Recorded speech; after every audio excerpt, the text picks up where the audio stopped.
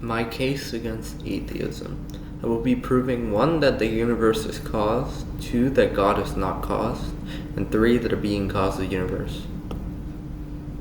All things which have form must assume form. Therefore, all things with form / are material are caused. Everything material has form, and nothing immaterial has form. If the material were to be caused, it would 1. Require form / substance in order to receive any effect, and 2. Require something the privation of that form, assuming it has form, to cause it.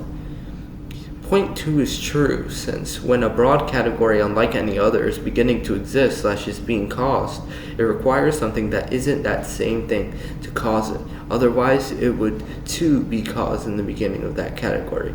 As long as this is true, then the immaterial cannot be caused, because they, immaterial things, share all the fundamental properties, such as simply being values, concepts, etc., unlike material things, which can cause each other in most cases due to having vast differences.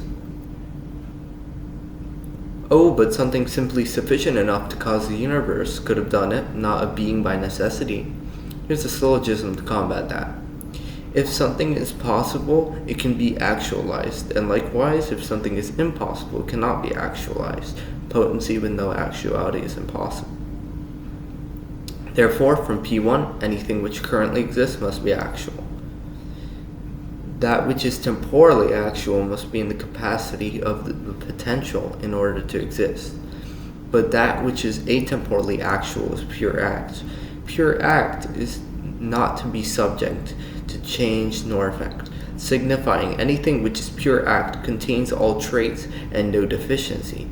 A lack of deficiency is a surplus of attributes, so a concept must contain all attributes to have no chance of non-existence in order to be pure act, of course.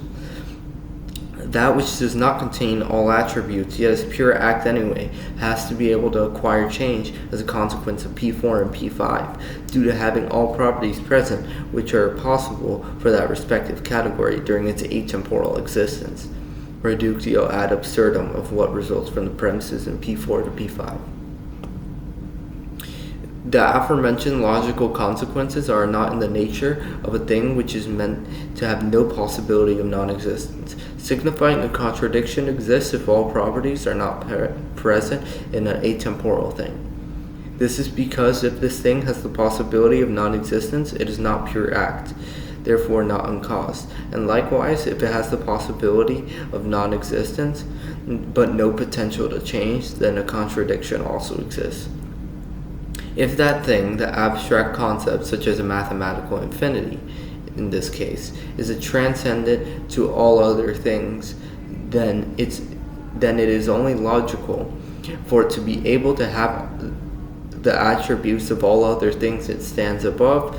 But if something transcends all things but does not have all attributes, then it is neither transcendent nor pure act.